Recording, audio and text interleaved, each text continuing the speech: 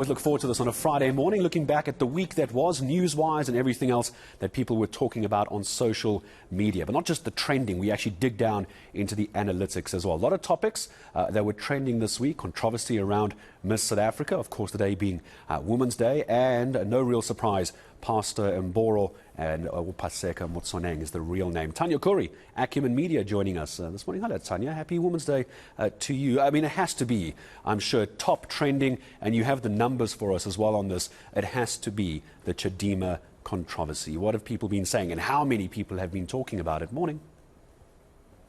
Good morning, Gareth. Wow, what a story. I mean, we touched on it last week, but 113,000 items.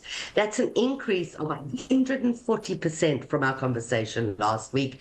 And almost 500,000 people in South Africa alone engaging on this story. A massive story, as we learned that Chadima is actually not South African, and it took the Patriotic Alliance to go to court for her to eventually step down or step aside. I'm not sure if you use that word in the South African pageant, but she certainly has left the pageant.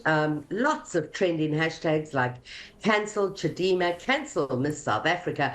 I mean, to one point, I suppose, for Miss South Africa itself, it's at least relevant this year, so we are talking about it. Yeah. But my goodness, what a controversy. Yeah, and it's sad that it's such a big controversy as well. I mean, obviously it's all coming to the fore now. We're starting to get more clarity on how we reach this point. But, I mean, we're here on Women's Day, aren't we? It's not really, if you look at the optics of it, it's not the kind of story you want during Women's Month and on Women's Day as well. But here we are. Speaking of Women's Day, I was already seeing this trending last night, but I don't have the data. You do. I mean, how big is it still in 2024?